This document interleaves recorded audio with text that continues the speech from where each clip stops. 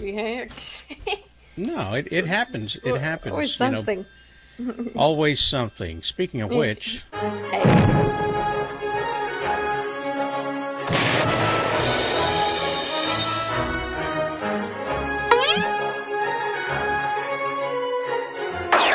Oh, yeah. Jill found his lubricant. All right. His lubricant. Oh, with the ball, yeah. Yes. I guess. Well, and I don't no, know what you guys were talking about. That, that doesn't have the silicone balls in it. But if it did. So, It'd be multi-purposeful, you know what I mean? multi-purpose.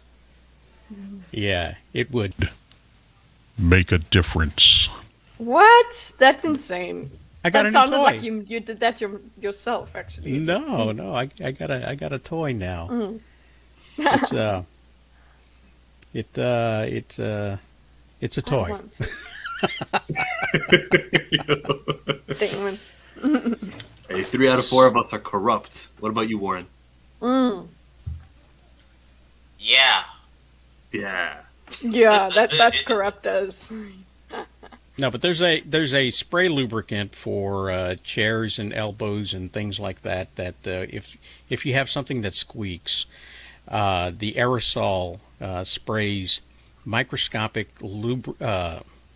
silicone balls that create a buffer so that the things don't rub, and that way you don't have any squeaking anymore. And See, nobody cares. Nice hat. all right, but enough of that. So we were gonna talk about Taylor Sheridan this morning. Boys. Yeah. But one of the Taylor Sheridan stans is not going to be able to make it this morning. She's feeling a little bit under the weather.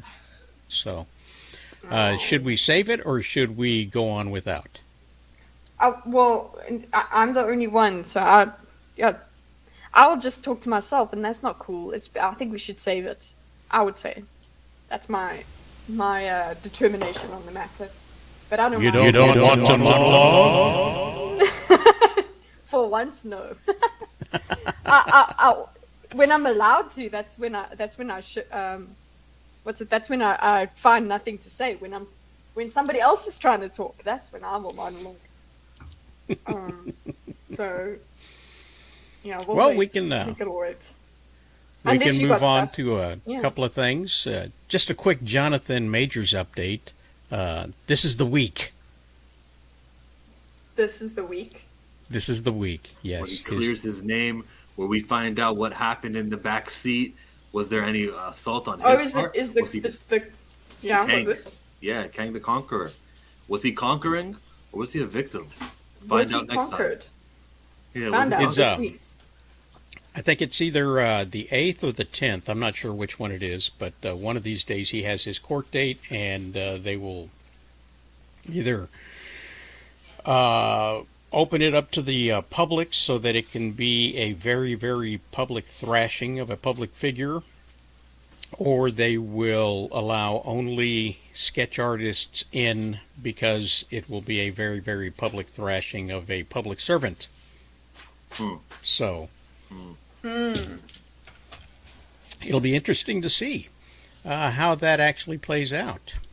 When do we when do they let us know?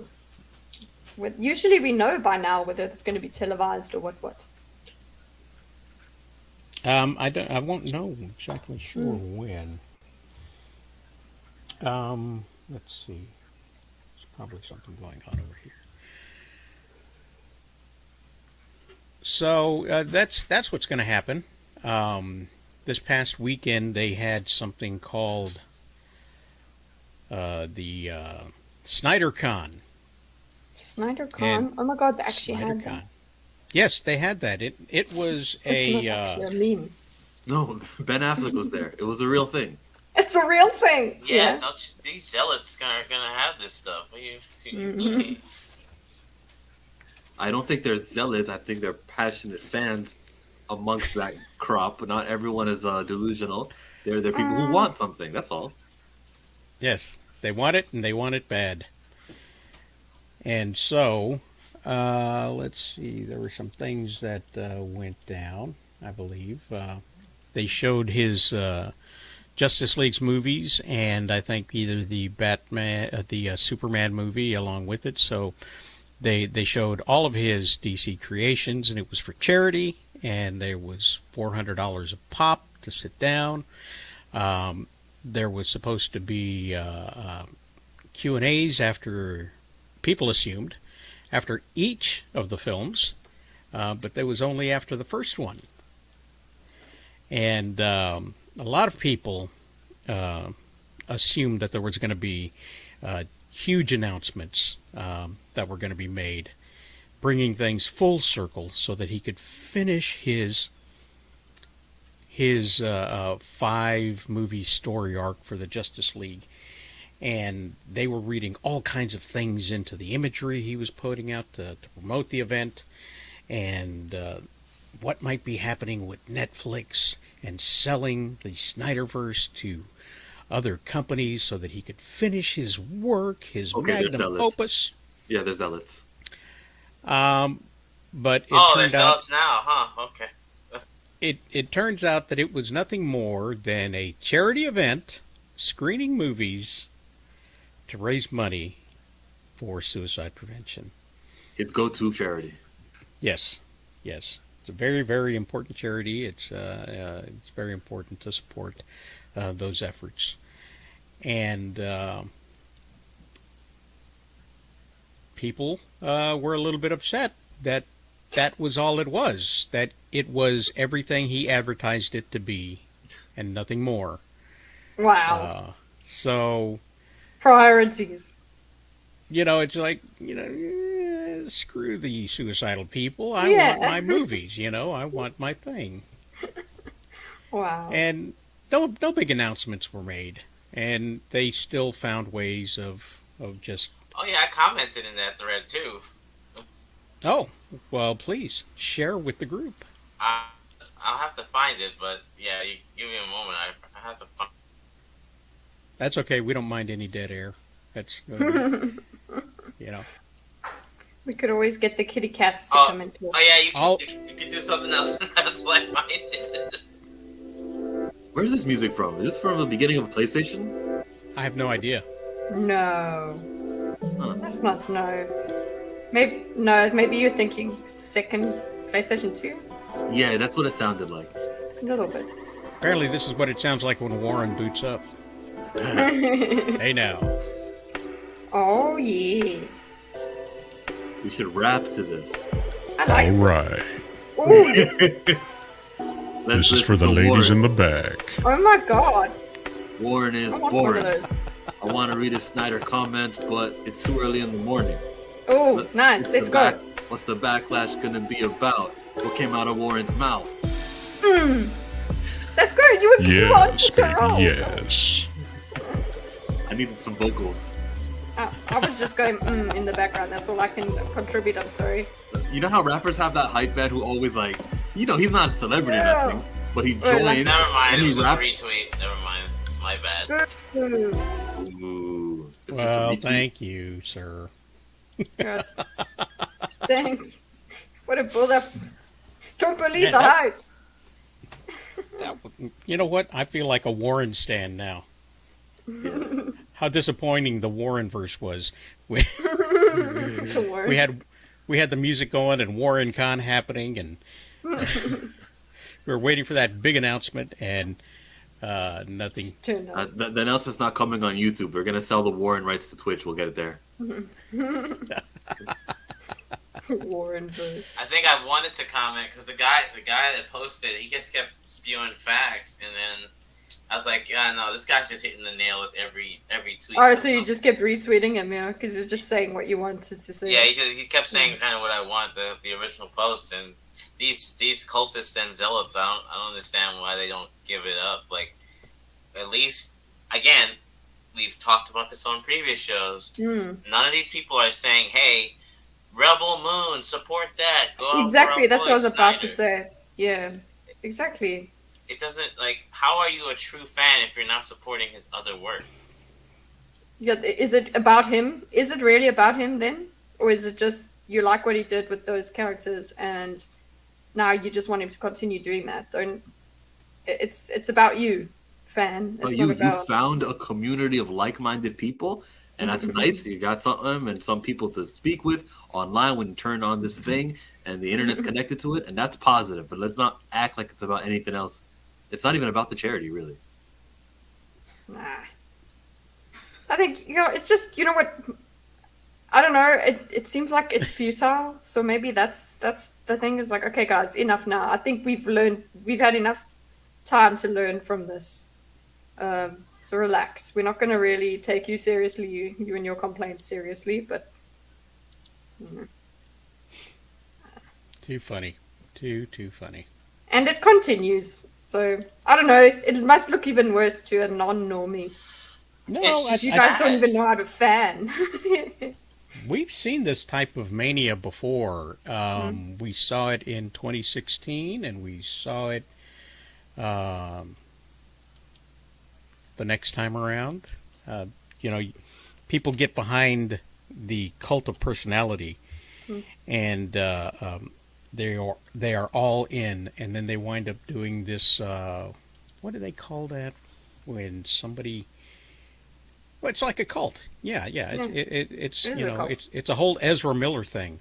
They start making excuses for what's going down in Chinatown or whatever. And remember when the cultist decided to overanalyze his Superman statue poster and claimed that the positioning of his hands had something to do with the amount of movies he was going to make?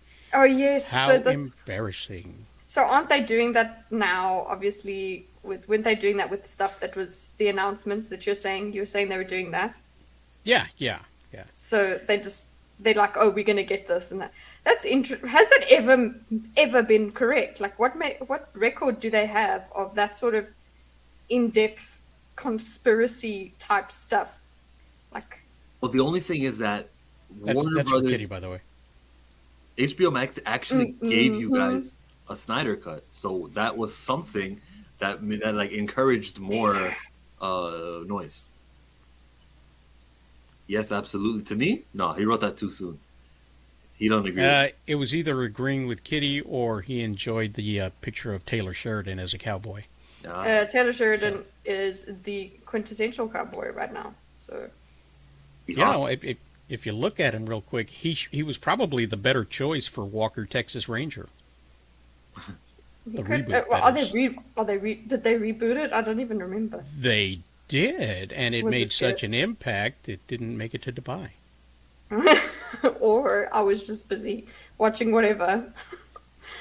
Oh wait, I watched. Actually, we must do what we're watching every week, but I need to figure out if Taylor Sheridan was the one that was riding that cowboy. Anyway, we said we weren't going to riding that cowboy. Listen, guys, migraines mixed with your language senses of your brain. He's not that kind of cowboy. The Brokeback Cowboy.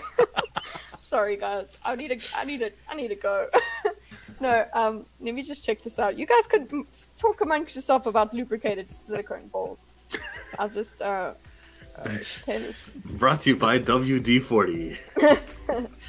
All your squeaky chairs, if they need lubrication and you can't wait, use the WD-40.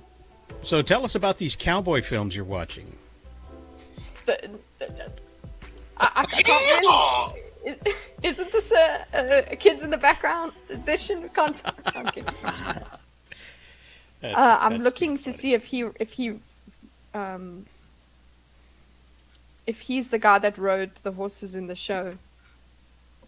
Yeah, he owns horses. He's got a ranch in Waxahachie here in Texas, and he's also married with children, by the way. But he's got a lot of horses, and he is a horse rider. And he's he the owner of claimed in an interview that he makes these TV shows so he can ride horses. That's the dream, man. I wanted to be a singer so I could ride horses. So I guess he just decided to, just be a whole ass cowboy. Sheridan also co-owns the iconic. He co-owns it? Oh wow! He co-owns the 4 Sixes ranch. Okay.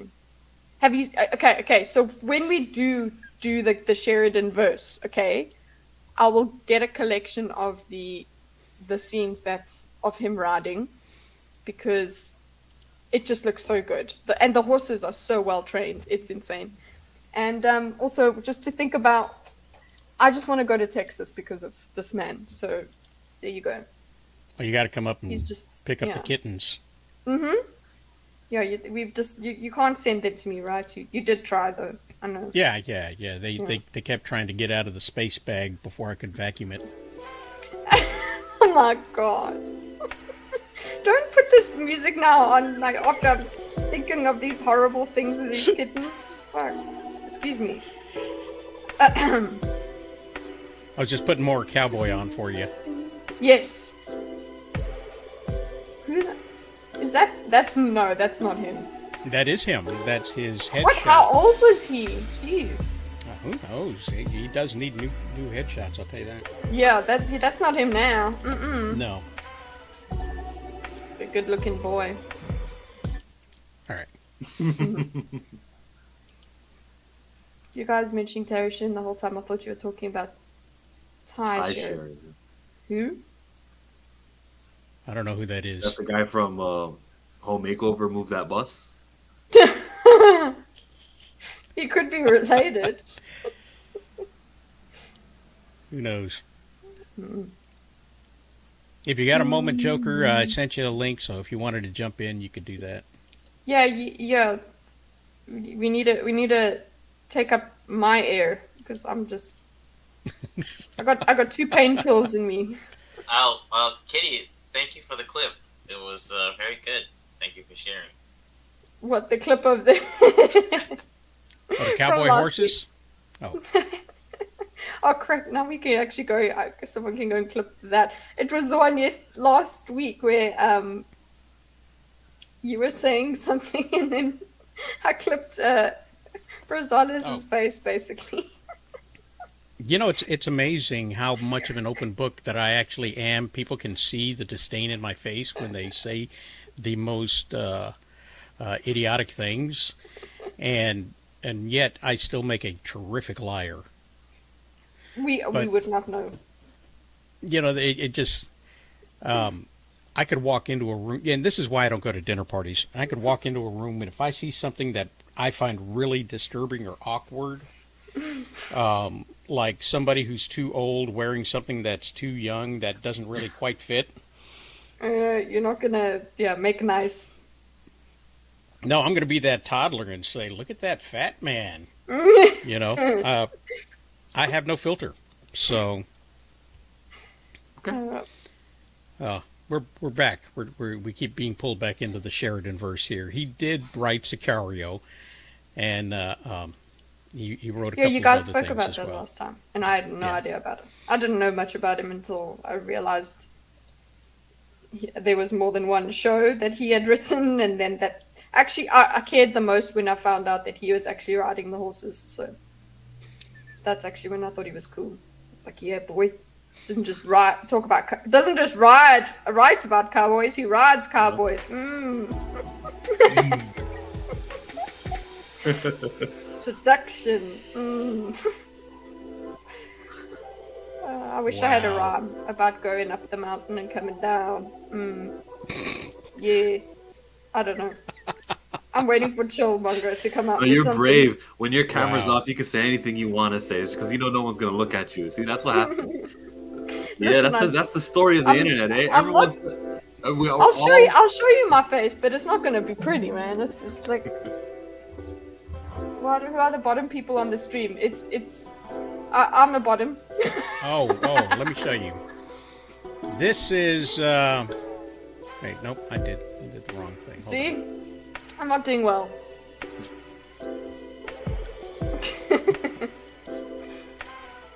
See, this is who we have. These are the topics of the day. Okay. And somebody was asking who's on the bottom people on the screen because I had it on the back. And we've got Taylor Sheridan to the one side who keeps drawing us back in. We have Zack Snyder, who is disappointing people left and right. And The Rock, who is about to be sued for $3 billion. Oh shit, I didn't know that one. Yeah. So I gotta stop this real quick. Okay. So The Another Rock. song that's gonna go in my head, and I'm gonna want it for me. The Rock. So ex-TNA star Raka Khan, hang on, sorry, is moving forward with a $3 billion conspiracy lawsuit against The Rock and others. Yo, I heard about this. It's crazy, right? Raka Khan, who was a former developmental talent for both WWE and TNA, became a controversial name in the past few years. She was listed as El Paso's most wanted fugitive back in 2019 due to interference with child custody and being an aggravated kidnapping facilitate. Now it appears she's moving forward with her $3 billion lawsuit against The Rock and other WWE superstars. Just to be clear, it's about a lot of people. The Rock is probably the biggest name there, but it's like the entire freaking entertainment industry. You'll see. Last year in Kidnapping. October, Raka Khan, real name, something different, filed a lawsuit in the U.S. District Court, Southern District of New York, claiming conspiracy to kidnap Biggers and her children. The lawsuit was filed against over 24 defendants, including The Rock, Nikki Bella, Mick Foley, Maurice, The Miz, Jim Cornette, Billy Corgan, and even the late Chris Benoit. Okay. She has a leg to stand on, doesn't she? No, why is this going? What leg be that? Like when you go to the Southern District of New York, the district court should be like, "Oh, we can see what you're doing here. We're not even going to take the taxpayer dollars. We're not going to be spent on this like weird, multi-purpose, including dead people, claim that you have. We should dismiss it." But for some reasons, just like that major stuff, you see a celebrity and you're like, "I want in on this," and the court system is failing us. Keep going. Let's hear more about Tanisha Biggers. According to a report by PW Insider, the case has been on hold for several months until February, when Biggers was granted permission to move forward, provided she paid court fees up front. And there you go. That's why New York wants that. In March this year, Biggers received notification by mail at her home address in New York City. However, none of the defendants have been served with legal proceedings at this time. See these ads? That's why I hate Chrome. I can't find a blocker to block these. In December 2022, a bench warrant was issued for Biggers' arrest by Texas courts after she failed to attend her criminal trial in El Paso, Texas. The charges against her include interference with child custody and aggravated kidnapping facilitate. The warrant for her arrest is still active, according to Texas court records. We will keep you updated on the ongoing case. So, basically, what she is doing is she is blaming everybody and their mama for trying to get her back to Texas. And that's what she considers kidnapping. Kidnapping. Where it's actually extradition. So, there you go. That sounds stupid.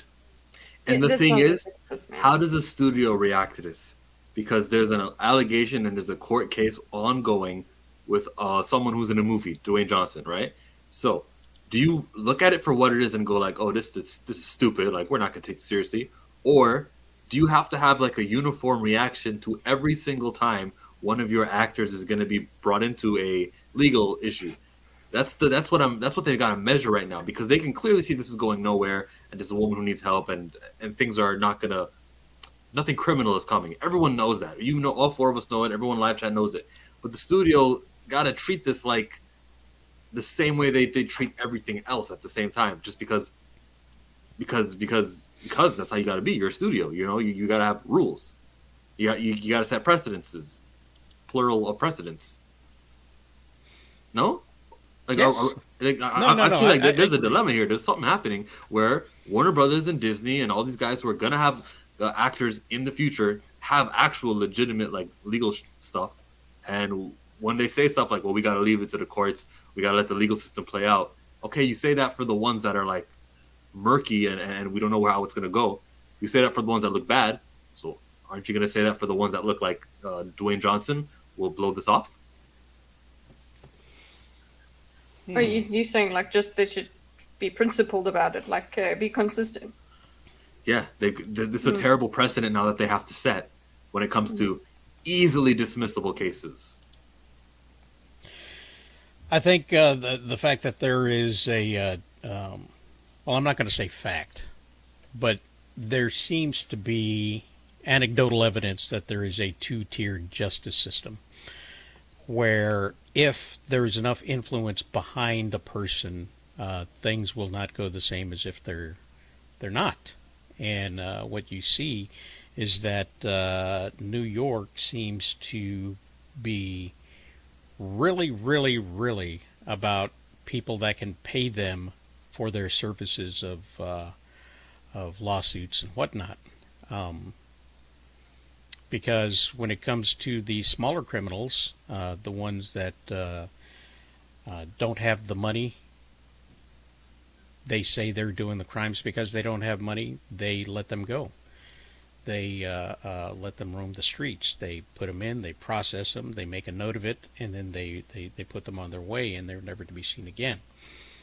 So you have somebody like The Rock and Warner Brothers and DC, if they're gonna pitch in, because they're all in for Moana, and The Rock is heavily involved in that.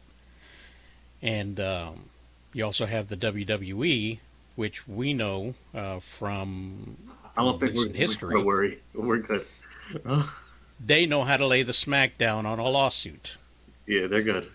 Nah. Is Come Jeremy on. McNiven? I want- What is his name? Ba-dum-tsh. I want that button. Come on. Oh, I don't. Yeah. I don't have that. You don't have that. You have everything Come on. else. Get a You have the rip bells shot. and whistles. I don't have everything else. I just have a free trial. Oh, boo. For little money. I mean, you do have cool enough stuff anyway, so. Well, you know, you buy one thing at a time. I'm a collector. So, good morning, Michael. Good morning to William, Nico, Hello, Joker. buddy. It's good to see you, old pal. Wow, so good. So are you saying the people that have something to lose get taken for a ride in the justice system because they at least they get to pay up, basically? Yeah, Whereas there's always an the- opportunity for someone to bribe somebody into letting themselves out. You got a guy. Let's just call, let's not use real names here, but let's call him Jeffrey. Jeff. Accused of some. Jeff was accused of some really, really heinous crimes in the city of New York. And there was proof, there was witnesses, there was all kinds of evidence, and he got a slap on the wrist, and a lot of things were dismissed. And our friend Jeffrey, well, actually, he's a lot of people's friends. Jeffrey got away with stuff, and not really fair, I don't think, to the victims, of which there was proof. And the next time Jeffrey found himself in hot water, there were all kinds of reports where they found things that should be found, and then they left them there because it wasn't in their purview of the search warrants.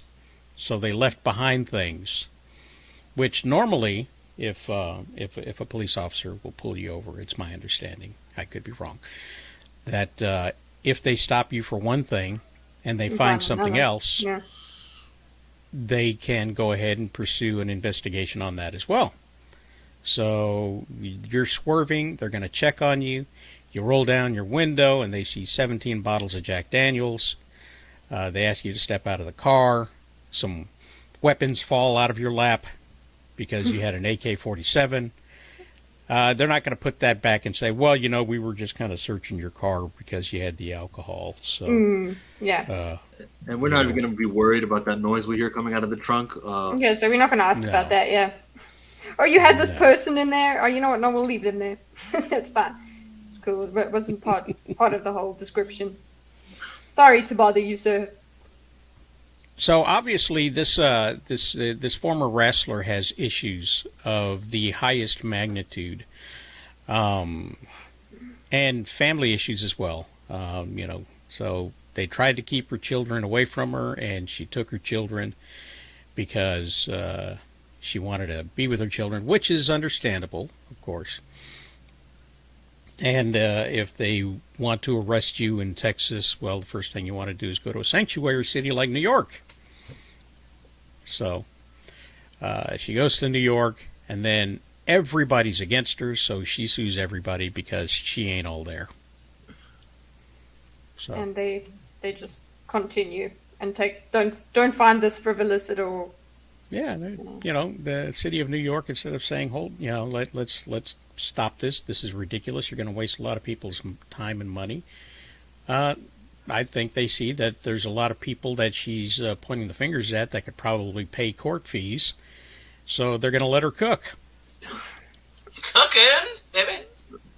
Jeez. So, anybody got any final thoughts on that? I just think this is the way, with your paraphrase and easy summary, I think she just looks like a clown. So that's just my. She ridiculous. Yeah. Clown. Clown world. I mean, when do we? When does this all begin? And we need to watch this car crash. I just want to know where am I supposed to go with it? I'm supposed to. Well, it's I don't know. Yeah. Don't know exactly when anything's going to go down with that. But it's what did you call it? They know how to throw down or what? You know what? I don't listen to myself, so I have no idea what I said. It was a wrestling pun. I like it. Just refer back to that, everybody. That's what I was referring back to. But when he laid the smackdown. There you go. You see? There it is. We will smell what the Rock is cooking. So. And that's the bottom line, 'cause Stone Cold said so. So the board of directors for the WGA West and the council of the WGA East, acting upon the authority granted to them by their membership, have voted unanimously to call a strike effective 12:01 as of Tuesday, May 2nd. So, I'm disappointed in the WGA North and South for not joining. Not joining the strike? Well, nobody laughed at my joke. Okay, I'm sorry, Rosella. I don't get it. I didn't get it. I'm sorry, but you know what? I'm not exactly all here today. He's talking about Korea, right? Yeah, nobody cares about flyover country. That's why it's the East and the West. Okay. I'm sorry. I'm sure it was funny. That doesn't. I'm not all here. It was it was a map compass joke, and had nothing to do with writing. So it was very boy bandish. It was One Direction. Oh. Boo. You light up my world like nobody else. So the writers are striking because they are not getting the residuals that they want from streaming services. And they think that the existing strike or the existing contracts don't cover appropriately what's been going on in these past few years of development of streaming services and the amount of streaming shows. Lots of money going into the shows, lots of money not coming out of the shows, yet record profits are being shown. Just this week during the earnings call, the WBD has shown that they have gone from a deficit going into the merger of $53 billion to a negative $9 billion cash flow. That is amazing. And they expect to be in positive cash flow by the middle of 2024, which means that streaming was hemorrhaging before they jumped in. And see, didn't streaming services get before the writers jumped in, or something like that? No, well, the thing is that nobody knows what the numbers are, and they know that there's record viewership because they're being told there's record viewership, and they want to be paid according to That supposed views. Yeah. They want to get a piece of the numbers every time somebody puts something on the screen, as opposed to when it's Created rebroadcast or yeah. put in syndication and things like that. They feel that the contract is outdated and no longer reflects the current standard of viewers, because people aren't viewing on television; they're viewing online. Well, even the thing is with viewing stuff on television and the numbers that were shared were by the Nielsen television rating system, which isn't the industry itself. Like, it's not like the channel ABC says, "Yo, here's how many people watched." They never, with the studios, were never distributing that. Even movie tickets, you got to see Box Office Mojo or the numbers, or one of those websites or places that gets data from movie theaters. So even then, the studio aren't giving you guys the information. So you think for streaming now, they've like Disney Plus and Netflix and HBO, they have now. There's no outside body that can hack into their system to find out who's watching what. And you think now they're just going to volunteer that? No, they've been keeping it from you guys at every step, writers and people who are going to be negotiating for bigger contracts based on your worth. Why would we let you know how worthy you are so you can negotiate a proper price for yourself? Hell no. It's interesting to think about it because what I would want to know is from you, Rosales, is like what about writers and things, because you know about the industry. Like, it's difficult when you are creating something. You usually pay when it's created, and then it's like, yeah, write this, do this, it's done. Then you're paid for it, it's done, and usually it's not so much that getting money out of it is not going to happen that often in any case. So what's the argument for changing that that principle? Well, Go ahead, Warren. I was gonna say, is it in part that the phase of like were they expecting the subscribers to just start like flocking in, like the you know those I'm not gonna say those people because they have it very right. Like, I know some people since the pandemic, they still haven't gone back to the theater. They prefer to watch every movie until they release. Were they expecting that huge of an influx of that crowd to subscribe and say, hey, you know what? I'd rather get my popcorn, get my hubby, my girlfriend, my kids, and we watch everything in front of the screen on our 60-inch TV. Was that like the game plan? I'm genuinely curious. I'm not trying to be facetious here. Well, the whole idea of streaming is a pipe dream. Mm-hmm. Plenty of people, myself included, predicted that eventually you would start seeing these cable type of bundles showing up in the background as these companies start merging together. When you have someone like Disney who actually has a bunch of cable channels together, they've created their own nice little bundle where you can see your Disney stuff, your all of the other things that don't have a network, ESPN and Hulu, and then you add the other properties on top of that, very much so Chillmonger, and it creates a hub, which would have been a package that you would have paid extra for on top of all the other crap you were getting through cable. So get what you want. Don't get what you don't want. We have a channel that is on everybody's streaming channel that gives you all of the farming news you could want, and it's in everybody's bundle on cable and satellite. And it's because there is a teeny tiny market there of advertisers who want to market to farmers because farmers only, because there is such a high return on investment to marketing to such a teeny tiny little bitty market. Because a farmer who owns a farm, when they buy something, they buy big. And I'm not talking about big women. I'm talking about big machinery and big contracts and big things like that. So This channel is available to everybody for free, and it is owned by somebody who owns a dozen other channels, like Viacom. Not saying they do, because I don't know. But when you get your basic cable package, before you buy all the extra stuff that you want, your HBOs, your Cinemaxes, Showtimes, whatnot, you get this. And eventually, what we're going to see is that type of thing is going to show up.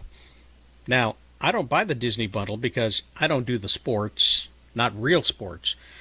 I do the dramatic sports, the dramatic arts.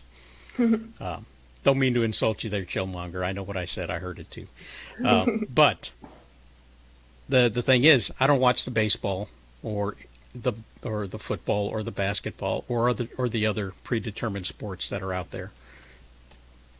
That's a gambling joke. I get it now. It's So I don't care. legit. So it's like, okay, sorry, I'll be quick. But like sometimes the over under will be like 8.5 points for this team, and you know it's the end of the game. Nothing really matters, and you'll see the losing team dribble the ball up and score a basket, and you're like, why would they score that? Oh, it's because the betting odds clearly had them to lose by 7 rather than lose by 9, and that's why they had to make that shot. And you're like, wow, they know, the players know. Yeah, and the opposing team lets it happen because they got money riding on it too. So, Look, it happened in cricket. but I don't care about ESPN. I don't care about the CNN. I don't care about the extra added value of these things. I don't watch broadcast television, so having Hulu for the replay the next night, it doesn't interest me. So I'm not going to bundle. And that's what's going to happen here is you've got Discovery pulling all of its Discovery channels together in one spot, along with HBO and their things together to create this hub. And the reason they're doing that is because this model has failed, and they don't want to tell anybody that. I know this model has failed because Disney cut the budget for original streaming programming like they were trimming fat off of a pig. And so has Warner Brothers with the WB content and the HBO content and their original cartoon content. Yeah, they're going to be starting doing some other stuff, but they trimmed a whole lot of fat that wasn't making any money. And they said so. They said as much, that if nobody's watching it, they're not going to keep it on there. And the reason that they were keeping it on there to begin with was because they were inflating the numbers. And the guy got fired for doing that, inflating the numbers and propping everything up. And these are internal numbers that nobody got to see. So, is there money for streamer? I mean, is there money for writers? I don't think that there is. Yeah, that's what I was going to say. What it looks like with these streaming things. Okay, so I don't really know how cable works in America.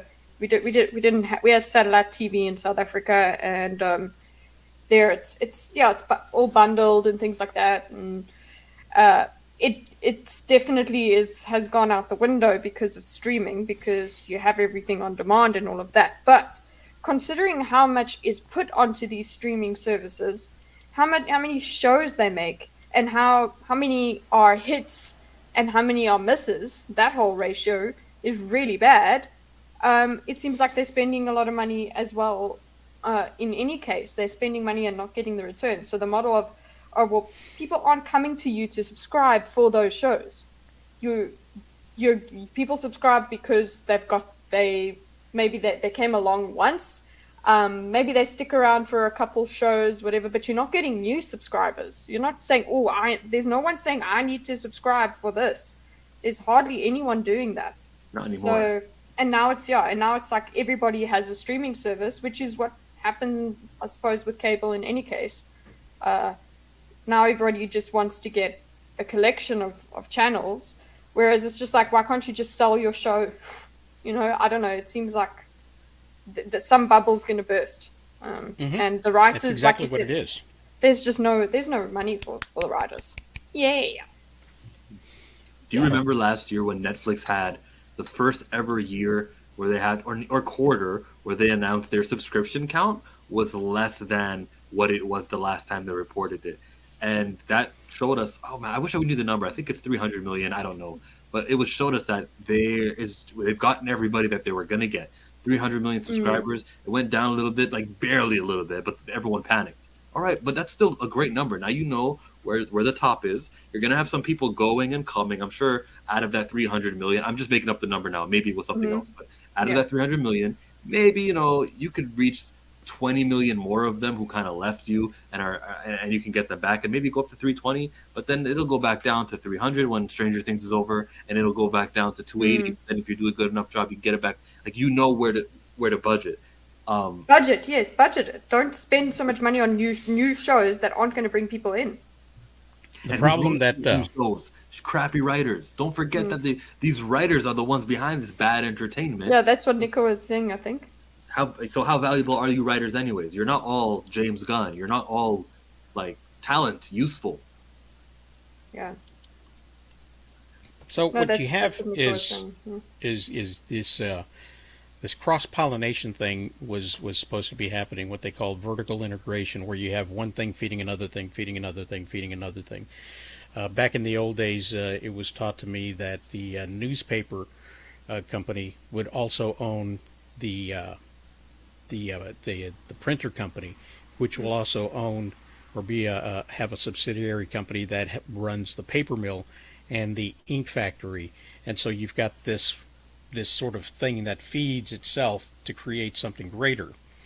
And what you have now instead of a vertical integration, you have a Ponzi scheme where people are going to the Star Wars events at Walt Disney World, paying thousands of dollars so that they can make these TV shows that aren't bringing in subscribers. And it's more of a Ponzi scheme than it is anything else. They're taking money from here and there to build this thing up so that somebody can invest into it and bring money to it. And those are the kind of things that caused a bubble. Back in the 80s, you had people investing in comic books as an investment, like they were Beanie Babies or something. And it happened to the Beanie Babies too. It happened to the Cabbage Patch Dolls. People investing into something that they think is going to make a whole lot of money that not everybody have a lot of interest in. And when you turn around and try to sell it and you realize what the value of it is, everything comes collapsing down. And we're going to get to this point because Discovery bought Warner Brothers because they saw value in it. And we're going to find out if there actually is value in it or if it was just a bunch of Beanie Babies and comic books and Cabbage Patch Dolls that nobody's interested in. And kind of is comic books because they own DC. Yeah. And you know, nobody interested in it. People are right now in the production side of it are interested in properties for reasons other than making money. I don't think that She-Hulk was made to make money. It was made to make a point. I think there were statements involved in the production of She-Hulk. I think there were statements involved in the production of Batgirl and certain comic books where Starfire, who is a gorgeous alien in the DC universe, has a child with Robin, who is also quite the hunk that people ship together all the time. And they have a fat cow of a brat daughter, and that's the storyline. She's this goth chick who's overweight, angry as all get out, and just happens to look a lot like the writer. Whoa. So Fancy that. People are self-inserting. People are making statements because right now everybody's got to have a statement. Everybody's got to have a point, and everybody's got to be wrong if they don't agree. And it's very contentious, and it's ruining the business model, which is what they want to do because they don't believe in capitalism. That's true. Sorry, I was forking away with that. Sorry, but yeah, I was saying that's true. No, we can all have it. No, that's perfect. That is exactly perfectly put. But do they realize? I don't think they realize that that's what they're doing. They don't know that Now they're realizing actually what they have done to themselves. Like, oh, I hate capitalism. It's like, oh yeah, but you need money to live, honey. So I don't know what you want. I disagree that they hate capitalism as a driving force. I think there's a not understanding, a misunderstanding of the challenges that are ahead and oppressive forces that are in front of them, and they would believe that them scripting shows like She-Hulk, formatting it that way, and it's very woman oriented, or the strifes of a woman, and they feel like by when we do this show and we show it to an audience, we'll be fixing the problem, and I don't think that it does fix the problem, and I don't think they get the problem and what they could have been doing with the show called She-Hulk for 9 episodes and 23 minutes every single week, what they could have been building and how they could have been using this character to promote the things that they want to promote. But they're bad writers, and they're part of this big there guild. are good writers out there. It's And amazing they're how agenda driven. the system pushed out they were infiltrated by these activists. I know But it's be an like- activist, be agenda driven. I'll take Go- it. Just be Go good do at it. that. No, I just you can have messages in your stories, man. Of course, that's what they're for. But when that's all you care about, your story is gonna. If that's all you are, actually, if you're not a writer, you're just an activist, but you call yourself a writer, then yeah, you're just gonna. That's how you get She-Hulk. Well, that, But well, they, that's, From She-Hulk, that's how you get She-Hulk. well, that's what got me upset about She-Hulk, because the character in the comic books is very good. Like she breaks the fourth wall really well. She in earlier comics stood up for Bruce. I don't understand what was this berating of Bruce Banner and always having to show I'm better than you. It reminds me of that stupid ass scene in Captain Marvel at the end with Jude Law and show me what you are. That's just like, why? Why do you put that scene in there for? Just They think why? it's heavy hitting. They think that's what people are looking Well, for. if you want a heavy hit, Yeah, have a it's slap cool. across the face then. Have Brie Larson slap Jude Law instead. Show who's the man, I guess. You know, like if you want to like say it'd be more ironic. I'd laugh my ass. She's the man. Yeah, she's the man. Wow, take it. She's the man. She is the man.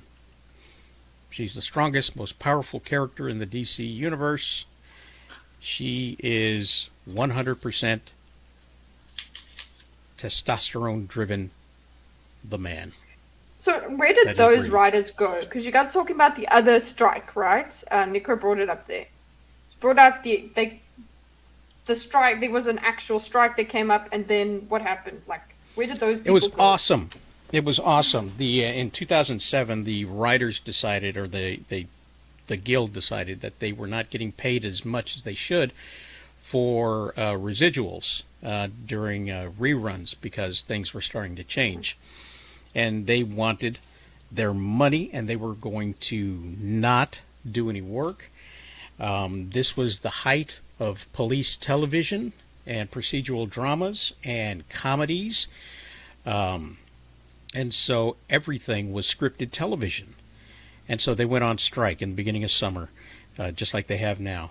And they were going to strike the entire time that production was supposed to be going on for the fall season. They were going to put them in a lock and hold them accountable and make them bend to... No, it's not a membrane keyboard. It's just a keyboard. I wouldn't. It's an Acer keyboard. It's just a keyboard. It's just a keyboard. Just a keyboard. I'm going to get in Andrew trouble in just somebody unsubbed. else's stream. Yeah, you just unsubbed. He's gone. Oh, so sad. It breaks my heart. So So now what's gonna happen? what happened during that strike was that the producers, knowing they're going to lose money, decided to go with unscripted television. So you had a boom of reality television, talk shows, game shows, ride-alongs with police officers and people serving out, civil servants. Anything you could do, prank shows, interview shows. They put all this stuff out there. Who wants to be a millionaire? Was Jackass that time? Yes, Yeah. yes. All of these things happened, and they saw that Hollywood and oh yeah, and the improv movie started to show up. You started to see more things like This Is Spinal Tap, which was before the strike, but basically actors going and improving, and like they're at a dinner party or whatever, and making films where they didn't need writers. So 3 months into it, they came back to the table and they accepted the offer of the producers and the studios, and they got nothing. The offer They was got okay. Fine, we give nothing. up. We'll come back. Nothing at all. So we know now that there are different tools available to the producers, and the technologies are different. We know VFX people are not in a union. So, as a writer strike continues, AI could covertly cross the picket line. Yeah, Okay. they've opened it up for them. Producers in Hollywood, and it's noted that they are looking at AI writing the scripts for them. And they say when the strike is over, they're going to have the writers punch them up. But I think what's going to happen is that they're going to start going into production with some things that were written by AI. And they might even do a reality show about it so that they could show the process being done in front of the writers while they're striking. And they will come back to the table and get nothing. That's what I Again. think is going to happen.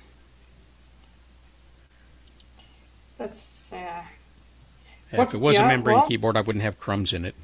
But So the studios will win in 6 months. 3. I believe so. I believe so. And the most that they could lose is what? If they never get a writer back, they can seek writers who are not union. They can find international. Like in England, they speak the language of English there. They have a film industry. Get some. I'm a writer. Yeah, you gotta get some writers from there, where the other places in the world that speak English, and then get your shows off, your movies off, and There are enough people looking to be. There's enough talent out there, and desperate talent, unfortunately, that they can get cheap, and they can somebody just wants their break, So they're like, fine, I'll take this. I'll take whatever you can get. So that's all they're doing is just creating that market. And the beautiful thing is that when a scab crosses the line, he gets the temporary work and gets the temporary money, and then the writers come back and the scabs are blackballed, never to be seen again until the next strike. Mm-hmm. Yeah. until the next strike in 16 years. Was 2007 16 years ago? Wow, that's so scary, isn't it? Isn't it, though? Yeah. Wow. Yeah, that was the good Yeah. times. The good I was times. 15. Damn. Ooh, my goodness. Ooh-wee. Oh, those else I sent all the memes. That's it. Sent You all the sent- memes. There are always writers, more writers. OMG, what if they come to search for writers from YouTube? I wonder. The YouTube experiment failed. They took a lot of people from YouTube and put them on TV. You don't know about them because it failed. Lily Singer. The transition doesn't happen. My sons watch the YouTube, and if Mr. Beast wound up on TV on TNT channel with something where he's doing great things for people in need and all this other kind of stuff, and it's a reality show and he's spending lots of billions of dollars and whatnot, they're not going to watch it. That's not going to translate because he's not on YouTube. So Yeah. it's just not going to work. Anybody remember Fred the movie? No. No? I don't know. Fred was an early YouTube star, very very annoying. He had one of these things right here, and he would always talk with a high pitched voice, and it was very very annoying. And kids loved it because he was annoying people around him, and his voice was just like this, and it was just really really horrid. It was horrid. So that didn't translate to the 3 films that they made. It didn't translate to the 3 TV series on Nickelodeon that they made for him, or the made-for-TV movies. They contracted him big time, and they had to fulfill those contracts, and it did not bring anything back to them. So I don't think the YouTubers are the answer. Yeah, the nature of YouTube fandom is different to TV fandom. It's you're changing it fundamentally. Not only that, YouTube with all their current, YouTube was very unfiltered until the last, I would say, because now, like 10 years now, with what Chill just said with Logan Paul when he, Did a thing. and like just you could be more raw. Now you have to say words like, grape. In Minecraft. Yeah, you gotta change up your wording because you can easily get a strike or you can get your video flagged because it's not YouTube right. So that's why now more people are like going to other platforms because that's what the purpose of YouTube was, right? You could do these unfiltered, almost uncensored at the time because it was pretty uncensored outside of if it was like way too graphic, right? So once it's lost its essence, I think YouTube. So it's slowly going to decline, but again, it's Still not TV though. Yeah. But yeah, like Andrew said over there, what it is okay, yes, so YouTube as writers could be something that works, but again, it's another kind of translation that might not work. So even though YouTubers are, they are talented and arguably the ones that are, that have made it, they made it very much based on their they made it on their own. A lot, like at least they started on their own.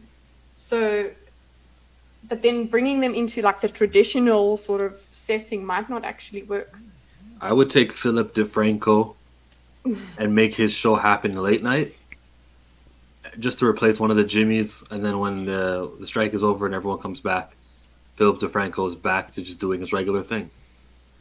Oh, can he enter? Can he say hi to those beautiful bastards? I thought they were stopping on that. TV. Say that on TV, yeah. Except like there's gonna be a couple people he may not be allowed to mention, and then he'll come back to report back to us on YouTube like, the industry's really trying to protect Ezra Miller, guys. Yeah, RDC World, they could write. There are some people that come onto the YouTube now that there's I don't know how much censorship there is on YouTube, but there are some people that do about 30 minutes on YouTube and then send people to someplace else so that they could watch the remainder, which would not be allowed. So if you had somebody who was doing a half-hour show, like Philip DeFranco, do a half-hour show, late night, TNT, whatever channel it is, and he's going to continue on with the drinking bits or whatever on YouTube, and then go there. And then for the really dark topics, he might take them to his private platform on his website or wherever. Now, maybe viewership increases as it goes along. Maybe it decreases as it goes along, But there are some cross-pollination opportunities there, I think. Mm-hmm. Yeah. Yeah, I like that, Andrew. I mean, we've seen. Well, I mean, I think the good that YouTube has provided is like, Donald Glover started from YouTube, right? And That's so weird.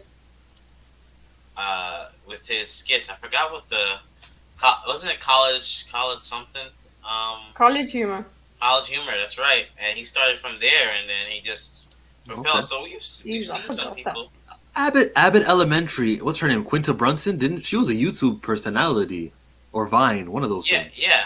So I mean, they can work. But I think for this platform, in order to get it, its grassroots has to come back at some point. At some point, it just has to be like, you know what? You need the you back in you. Katie, you need to be a spokesperson. That was a good No, it's something that they've said.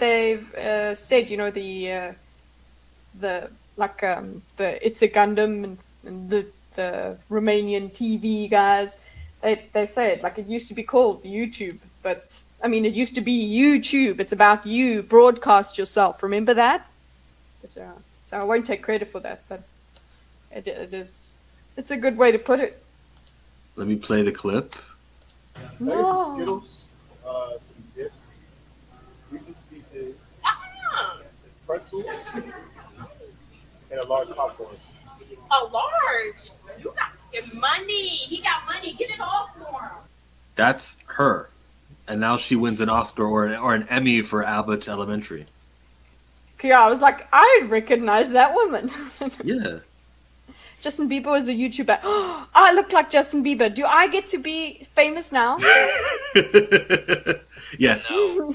Only if you get to. Damn it. Only if you show them your page boy cut. They don't. They haven't seen it yet properly. Does your mom- I'll show you pictures. They haven't seen it wet. Yeah, they haven't seen it yet. I'll go and get the photo at some point. It sounds like I got some insider information, but I don't. You guys just went there on Thursday. Oh, Jesus. Oh, Andrew will send it or something. Oh. Any hoodles. So yeah, that feels bad, guys. That discussion about the industry over there makes me sad. But then just the independent creators do also get to step in when the traditional media fails. So that's cool. You would think that, but no. There's a whole lot of insider baseball that keeps the indies out. So, If I was in charge of this, I'd be looking at comic book writers, and I would say, listen, comics are in right now, or the movies at least, with the superheroes and whatnot. not I current would comic decline. book writers. I would say, Chris Claremont, you're still alive. We wish we would have thought about this before Stan Lee died, but okay. We're going to create a show called Comics You Need to Read. Okay? You take the artist and the writer, and they chat about everything by page. You do a couple little quick edits and whatnot, but the page comes alive. Like it'll move and animate, just to spice things up. But you interest people in the first ever comic of Amazing Spider-Man 15, or was when Hulk fights Wolverine, or these important comics in history, the Infinity Gauntlet. There's a lot you could do with comic writers who are still alive right now. Get that stuff archived, have their opinion on these characters they've created or not created but contributed to in a major way. Walter Simonson, Thor. And do that while these writers are all on strike. You still have writers, they're just of a different variety, but at least they're talking about something that they care about. And then likewise, wrestling has writers. Wrestling has a lot of they have a lot to air. They have a lot of storylines which can be created, and none of these guys are in some sort of guild or the writer's strike is not affecting any of them. Triple H is a great writer in his field for his thing, so he can. Triple H being Paul Levesque, that guy can actually create for all these studios who are missing out. Wrestling needs to thrive on it. Comics need to thrive on it. Foreign entertainment needs to thrive on this. Who else could win? New people, independents. Don't join no guild. You don't need to be part of a whole bunch of zeros who created She-Hulk. You don't want any association with Not them. everyone's a zero in the group, though. Not everyone's a zero, but enough of them are for this strike to even happen. You know why? Unions the are bad. What's bad? They picked an awesome Feels time tempting. to strike because the strength that they have is what they contribute to the process. And right now, a lot of the companies, the networks, the streamers, there's some sports people, sports companies, their contracts are up, and it's time to renegotiate. It's time to negotiate with the UFC. It's time to negotiate with WWE for television. It's time to negotiate for AEW for television. And they could put some of that money that they're looking for, the writers are, towards this new unscripted sports entertainment. And AEW is quick. They are quick to move before a contract is signed to show loyalty. They stopped airing their Dark Elevation because they've got a new show coming up, and the networks wanted the wrestling. If they're going to have wrestling on our networks, we want it to be exclusive to our networks. We don't want this wrestling going anywhere else. They canceled their shows. You know what? What good was those Dark Elevation shows anyways? All right, whatever, yeah. Cancel it. And what they're going to do is basically turn the Friday night show into a Dark Elevation with all of the new talent, the talent they're trying out, the ones that are still training that they're trying to build success with, the future. So that program is going to go by the wayside, and what was happening on Friday is going to start happening on Saturdays. The XFL. Yes. Back to unions, I disagree. If a union is needed, okay, let's look at Amazon or some of these places. Fine, I'm all for it. Go union. But when it's a thing where all your employees need talent, the workers actually have to be good at something, and not everyone is equal. Unlike a place where you got to take a box move from here to there, that's where I'll differentiate. I don't see the value in this writers' union guild. Yeah, them getting together in this case Because you're not all the same at all. Yeah. Okay. Yeah, I get that. And there are studios that are producing stuff outside of the system.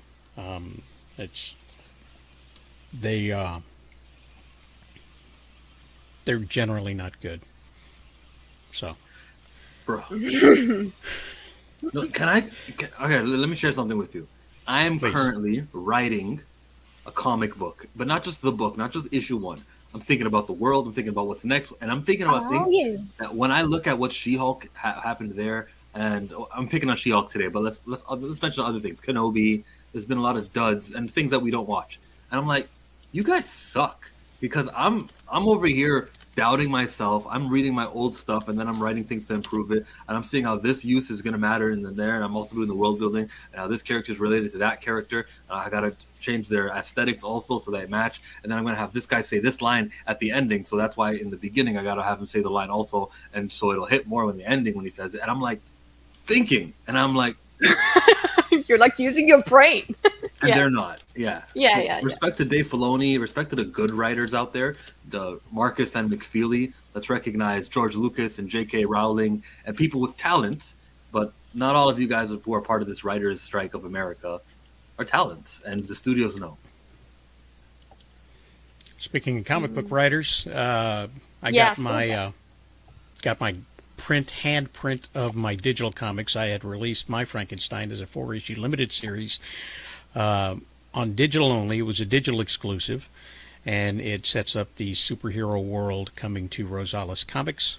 And now I'm going to be selling them a physical copy, a graphic novel, if you will.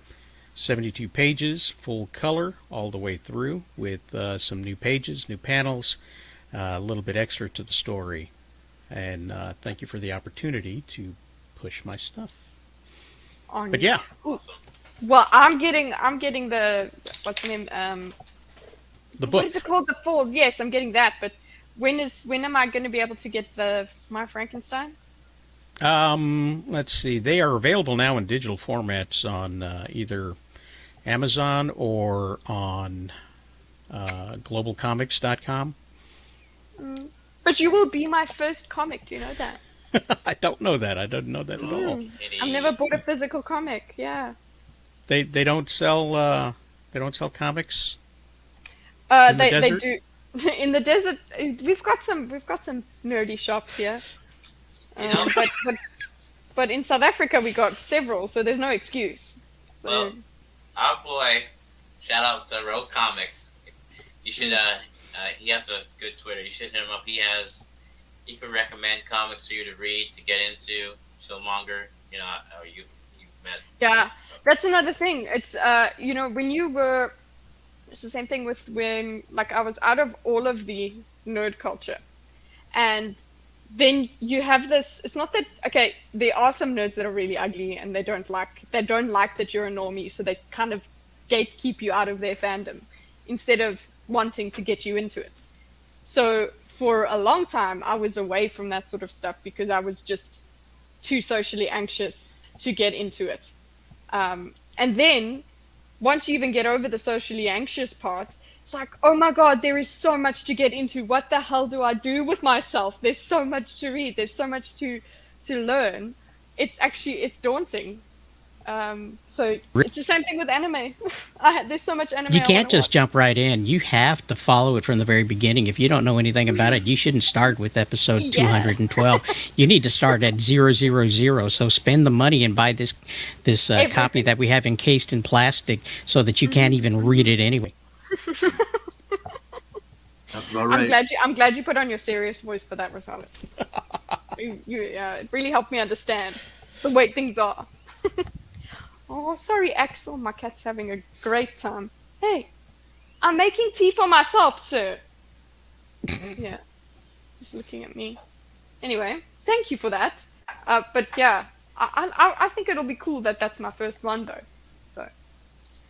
Oh, for those interested, and I haven't said anything about it this time around, but the fat cat, the stray cat that normally comes in and bugs me for food, I found out why she was bugging me for food. She wasn't wanting me to feed her here in the house.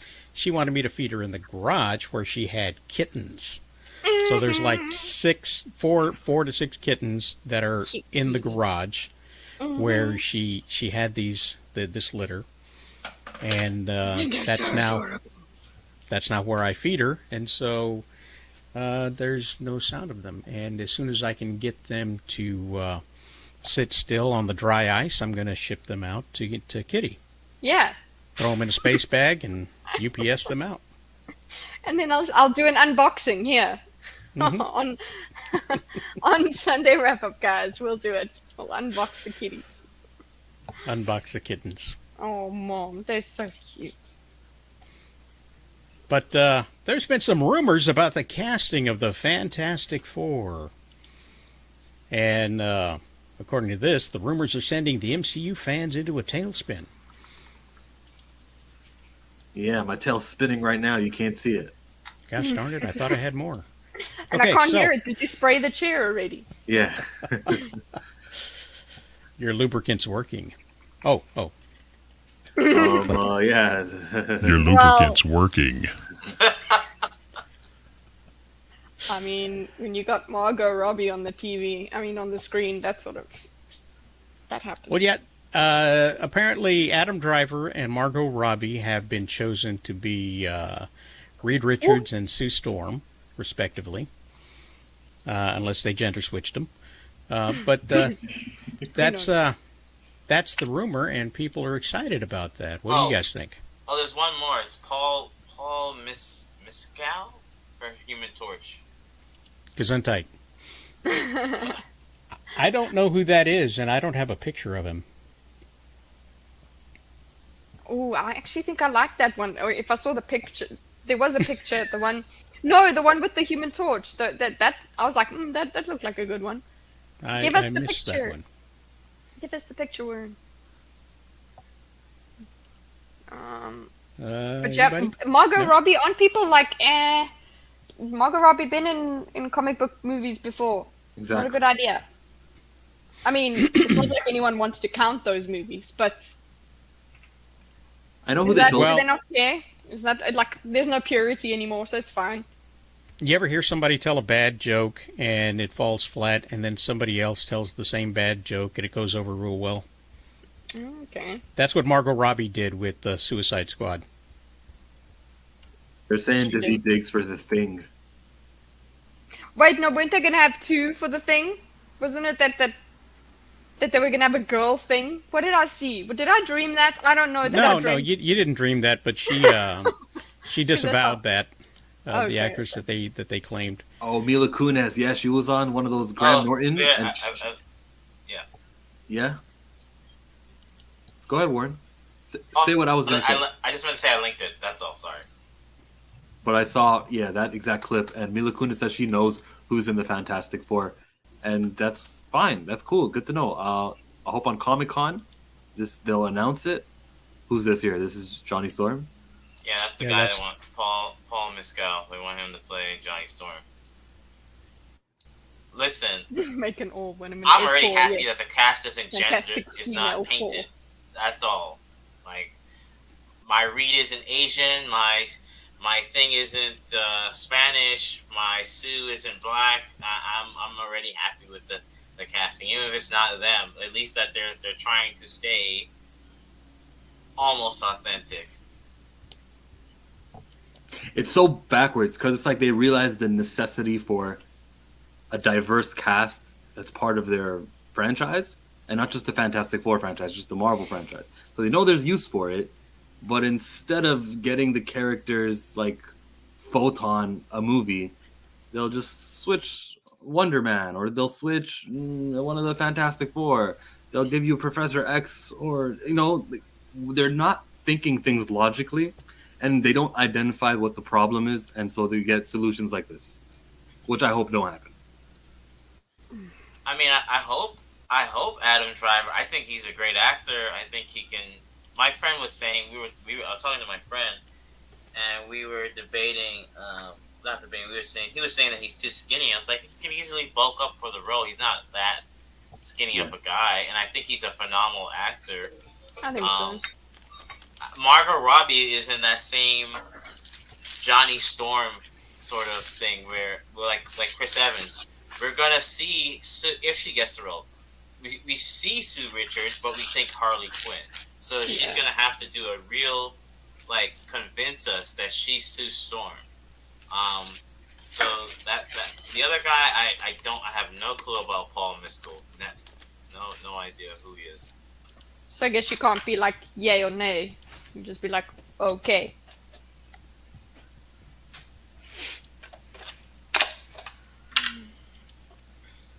Tough crowd. Yeah, I'm like, Very, very I'm waiting for somebody to tell me something else. That what must I? How am I supposed to feel? When is all of this happening?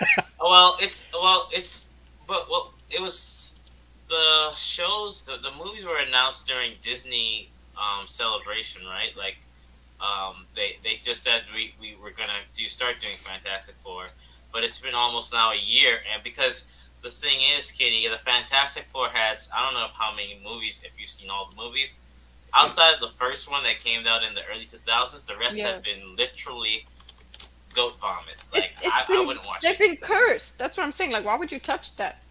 Because Like, the franchise interconnects with so many villains and so many other groups. Because the thing is, you got, like, this, we've seen Reed fight Magneto and join with the X-Men. We've seen them going with the Avengers. We've seen it in space. We've seen Thing with the Guardians because they had a time when and we've seen Johnny with the Inhumans. So they have they've been all over the place, and they have such interconnections with villains and the heroes that they are such an important, I would say they're a top 4 integral group, a part of the Marvel mythos, to be quite honest. So that's why they're being very delicate of who they get for this, because I believe that X-Men and Fantastic Four will be the movies that help get Marvel back, because those are roles where you can't say you kill them off. We're gonna get our first Wolverine. We're gonna get our first Reed. We'll have somebody, because right now I think the gap that we're missing right now is that we don't have Captain America and Iron Man are gone. Yeah. And people had their sides and they picked them, and they don't want to. And Black Panther was coming up there, and then unfortunately they did that movie. So And they didn't recast. So Yeah. who do you have left? Doctor Strange. I don't consider him a forefront, to be quite honest. Like, because his power scaling. Spider-Man. It's a reboot. So yeah, that's why they're being so delicate. And also, I don't think they want to do Doctor Doom, because if they do that, that's already putting a big main. I think they're going to do someone that's far low level, like a Mole Man or a. They can't afford that. If they're the money that they need to make is not Mole Man money. They need Galactus, Silver Surfer. No, I don't think you need it.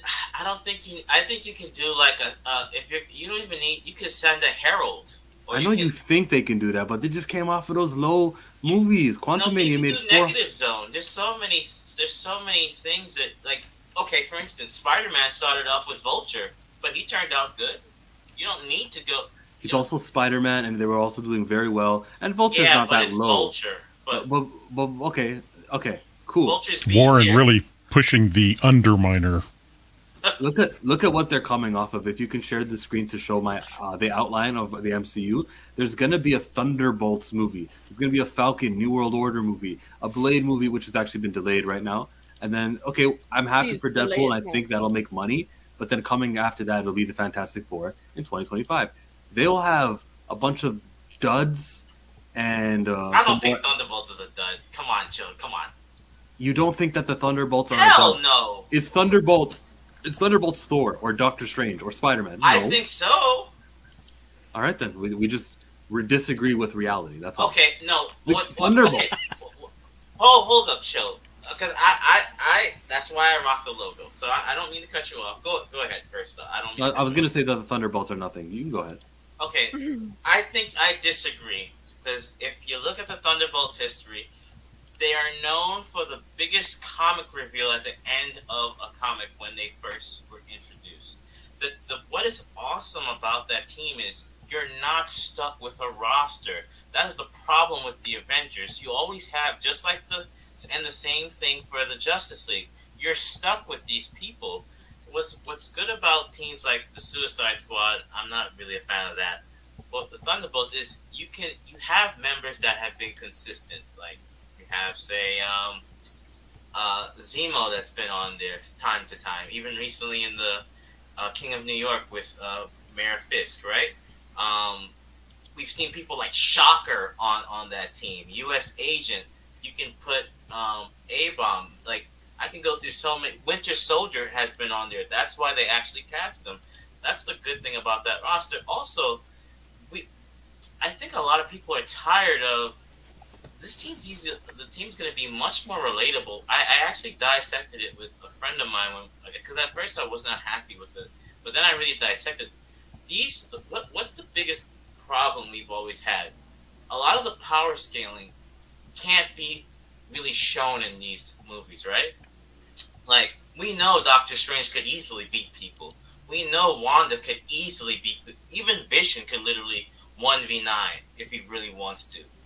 But with a team like the Thunderbolts, it takes all of them, right? It doesn't take one person, and I think that's what the movie. That's what we need right now, and we need also something. We need a break from the Avengers, like that. That's what we need. So I think they can fill a gap in, and also you're not contractually restricted too, like that was a problem too. You can kill off someone, and be like, okay, we got this new team member. You can't do that much with the Avengers. They did it with Quicksilver. Not a lot of people like that. Remember? Until Endgame. So, and then also Thunderbolts has always been a good sell in the comics as well. It's never really had a bad run. So that's why I don't. They never discontinued it. They've always continued the run. So maybe I sound passionate, and I might be probably biased, and Right. But I'm excited for the team. I think that this is what we need. I'm tired of the Avengers. I'm sorry, I am. I'm tired of the Avengers. So that's my personal opinion. The last Avengers was in 2019. we'll be really thirsting for them in 2025. And Fantastic Four will be good, but I just feel like we should have had them more frequently than this 6-year delay. It's crazy. I agree with that. I'm just saying they need to play it safe. You can still do like for instance, they could do Therax. He's a Galactus Herald. You could usher him, and then or you could do, I don't know, a Nihilist. Go to the negative zone if you really want to. I'm saying that they need to play it safe because they want to make sure that they get the crowd. Am I against Galactus? Hell no. I think that would be, first of all, we've seen how they can do a big character with the Eternals, right? They can put that person on the screen and make them huge and see Erishim. They made him look pretty good, right? So they can do that. I think that was a shining thing for me when I saw Eternals. So would I like to see Galactus? Yes. However, I think they need to play it safe. Same thing for X-Men too. I think they need to play it safe with that one too. Just give us good movies, okay? I think Professor X is going to be a woman. Yeah. Oh, I would boycott. That's It's going to be Nurse X. Professor X now be like It's going to be a black woman. non-binary. It's going to be non-binary. And she will be able-bodied. Interesting. But wait a minute. Professor X has been walking for the last few years in comics. He's been walking, right? Since Krakoa, yes. Even before that, he was walking. Is that like with that serum thing? Or what is it in the comics that I think makes it was him the walk? M-Cran crystal that gave him his powers after M-Day in 2007 in the series called Deadly Genesis, I think. I believe so. Yes? Yeah, thank you. Lame. What like do you him in mean? this I thing. cited the comic, I gave you the year, and you're No, not not even... you. I'm saying lame that he can walk. So cool in his chair, man. He doesn't have to stand for anything. Oh, Tony, I'm not saying they don't need Whoop to your come ass. heavy hitters. That's not what I agree that I want to see, but Doom failed the first time. The thing is, Doom is an integral. It's a very key character, and you don't want to just put him out there. You want to build up to him. That's why I think that you need to do I think what they did with Spider-Man, how they built him up was, okay, Vulture, he's B tier. Okay, Mysterio, this guy has literally he's an illusionist. They build him up, and then he fought in his last movie, more heavy hitters, right? So I think if you go along that path, it's much safer.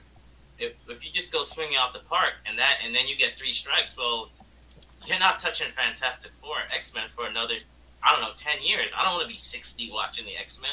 I'm sorry. I want there to be. What's wrong no with being comic movies. 60 and watching comic book movies? Yeah, No, sorry. no, What are you that's gonna not- watch when you're 60 then? Huh? I meant Oh. 80. Sorry, I don't want to be 80 waiting for movies. That's my point. I don't want to. Oh, be 80. waiting for movies. Okay, Yeah, yeah, I because don't it's wanna like, be listen, that's kind of like all we're gonna be doing at that age, so they better be good. You don't have to be waiting. You could, make a bowl of ramen or something. I mean, there's stuff you can do in between. Yeah, while you wait. Chill? Retort? Oh, he's chilling. I'm chilling.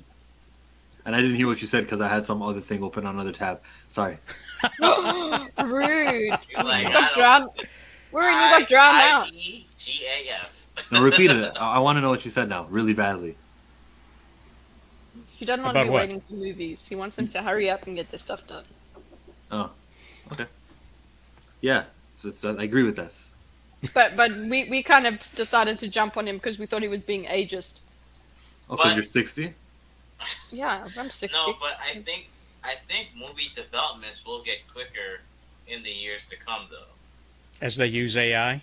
Hmm. Maybe. I instead of movies taking currently movies take 2-3 years now. I wouldn't be surprised if it goes down to one year. AI editing is going to also be quite a thing. I'd say. Like, I mean, being able to say to an AI, like, go and do this with wherever this imagery is, put this bit of You've been audio hashtagged. in. Me. Cancel. Warren. Oh, yay! I'm alive. I made it. Yeah, age phobic. Yeah, it's proper. I don't know what he's going to So be many doing. people when he's have 80. the old man's back. That's hilarious. That is so Because funny. we know we're going to age.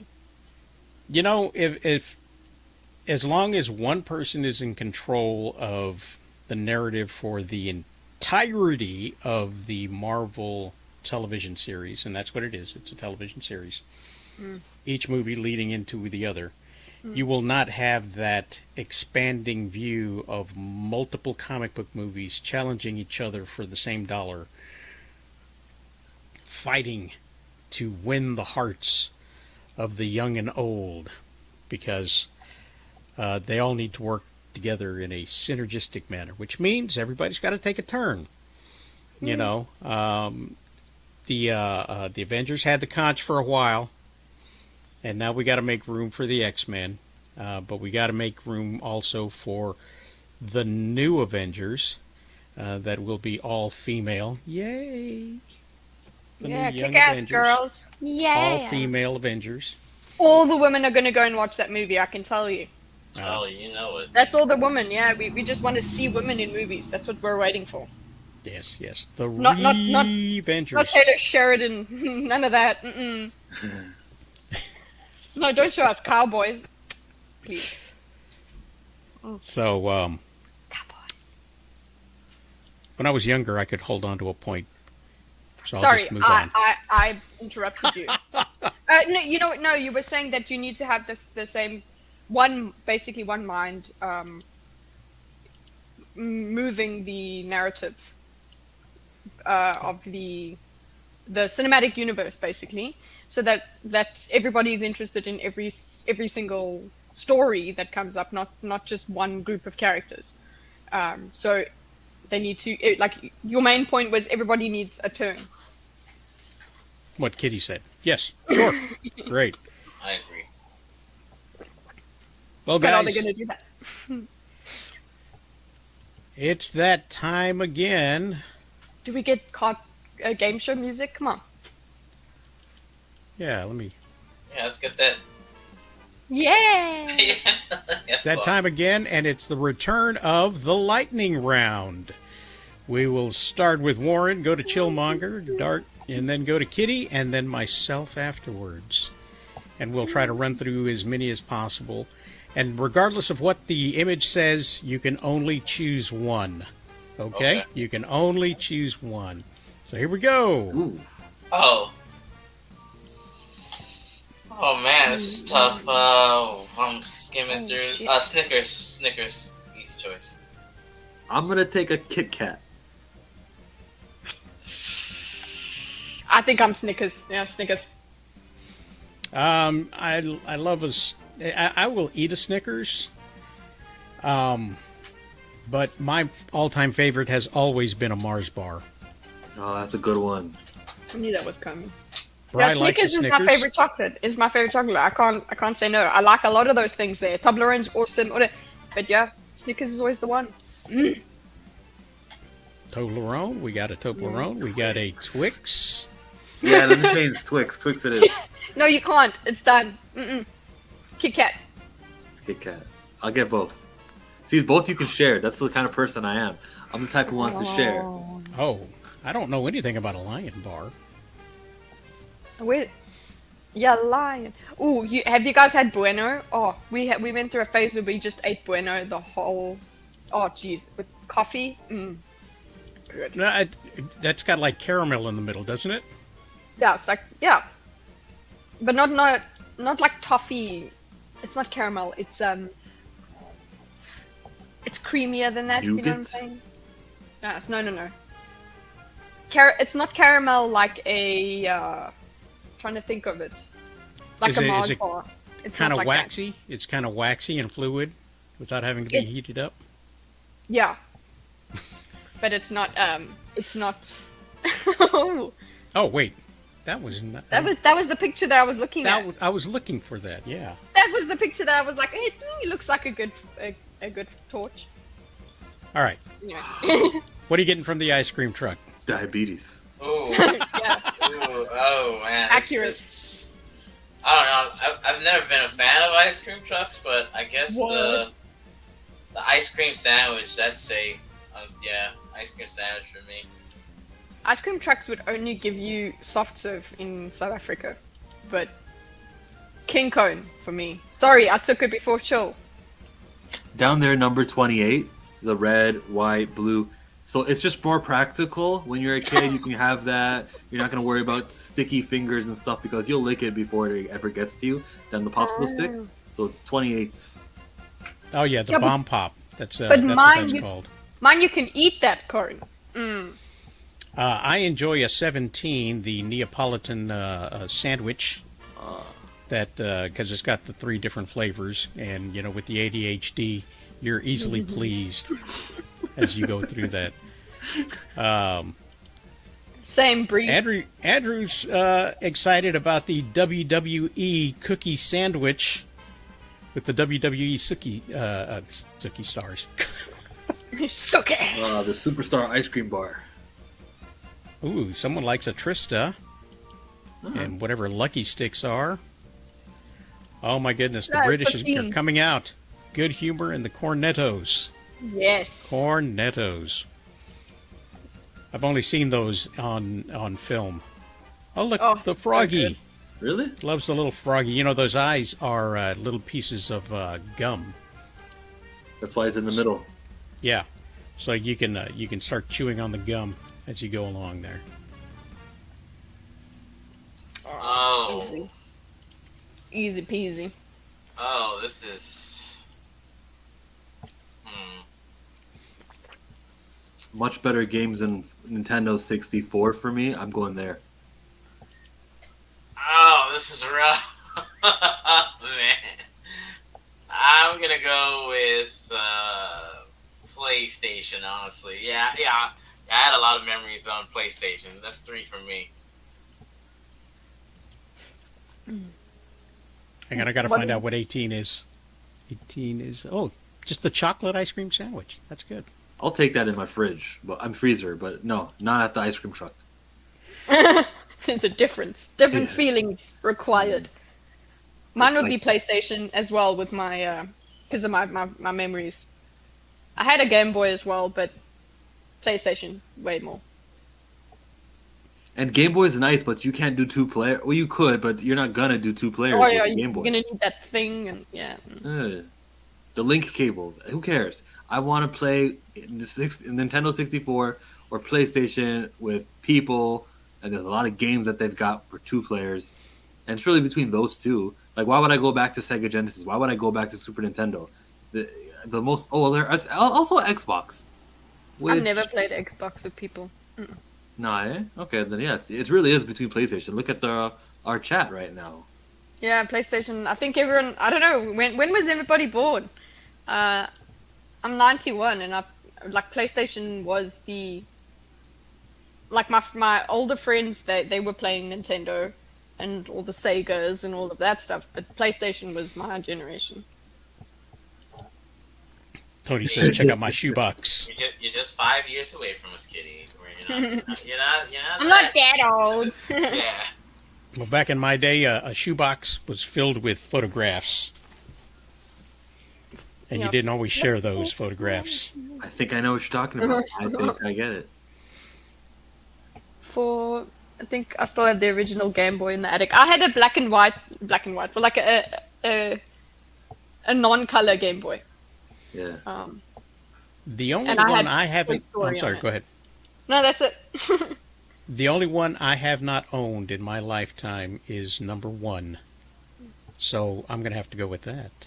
You know, it's called the Sega Mega Drive. A what? It's called the Sega Mega Drive in other parts of the world, but here it's Genesis. Sounds epic. Yeah.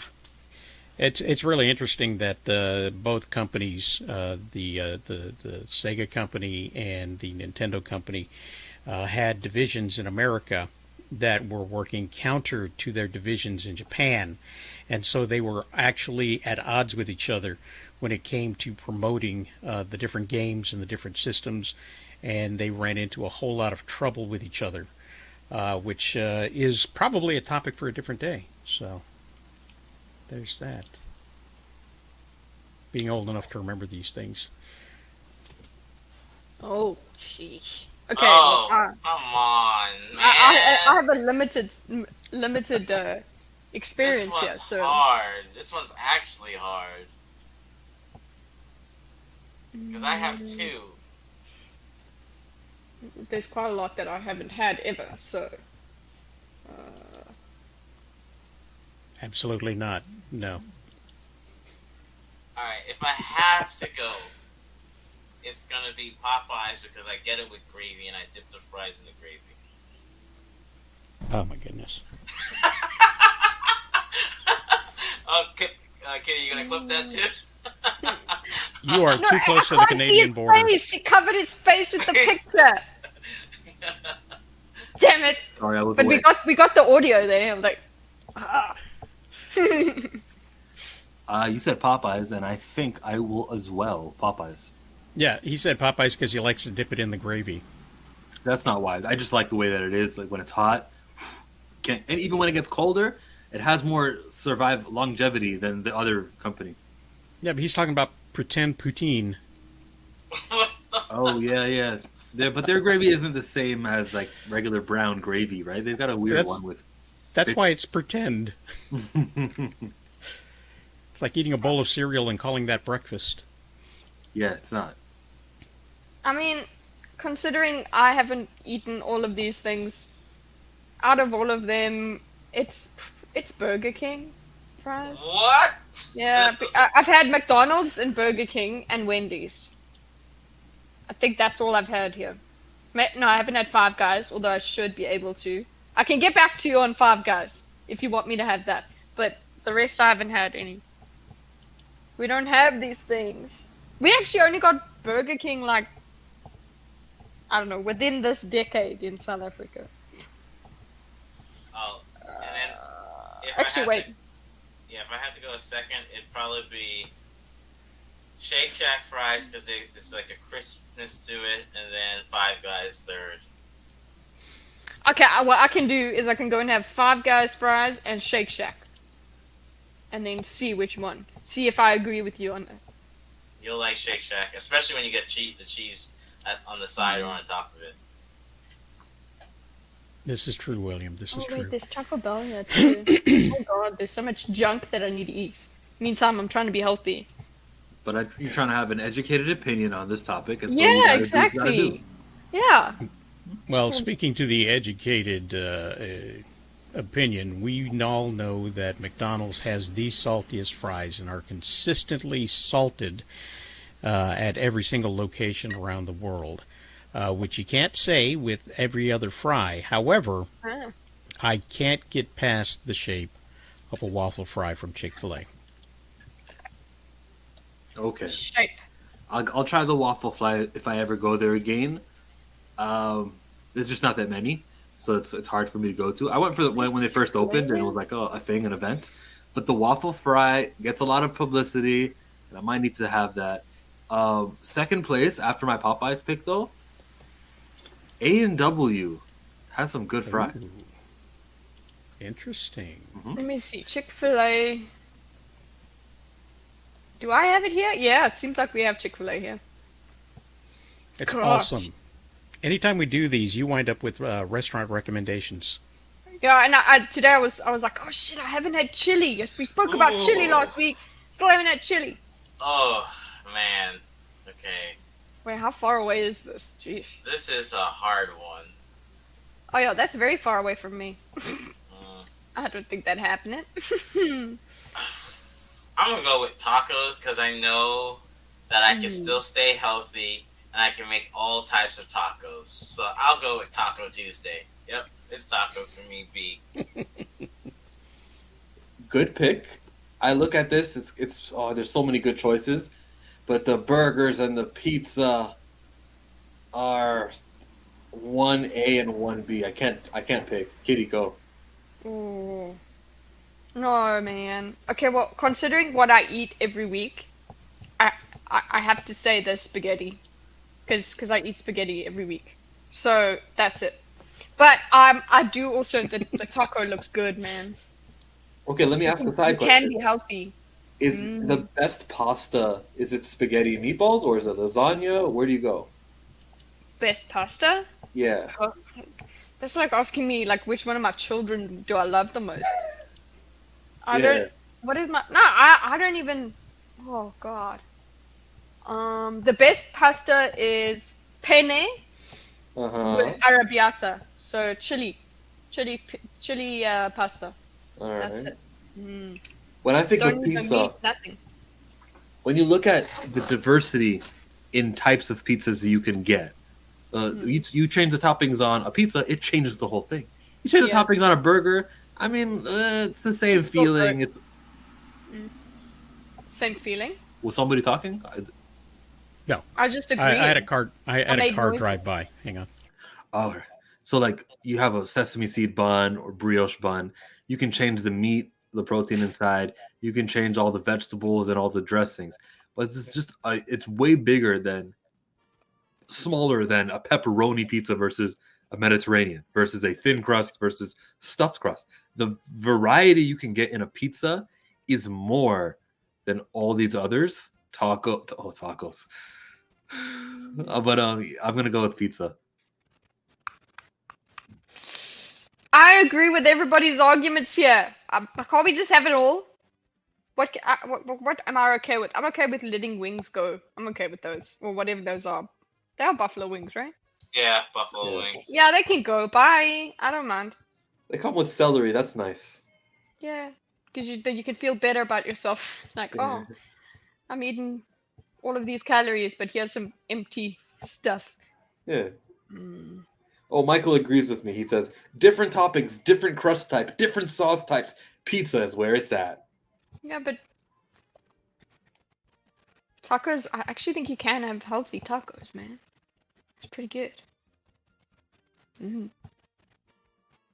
But considering how I live my life, pasta. I have a weakness for fish and chips. I just love it with the malted vinegar. And I love vinegar. I double dip. I do the malted vinegar and the tartar sauce as well. So At the same time.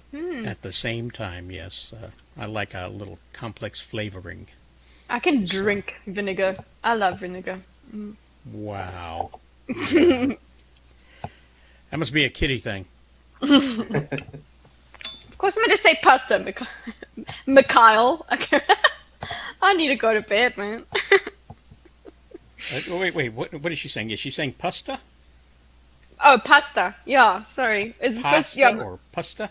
pasta. I'm It sounds not, like pus. Pasta. Pasta. Yes. I like a bolognese myself. Yeah, especially when it's homemade. Very delicious.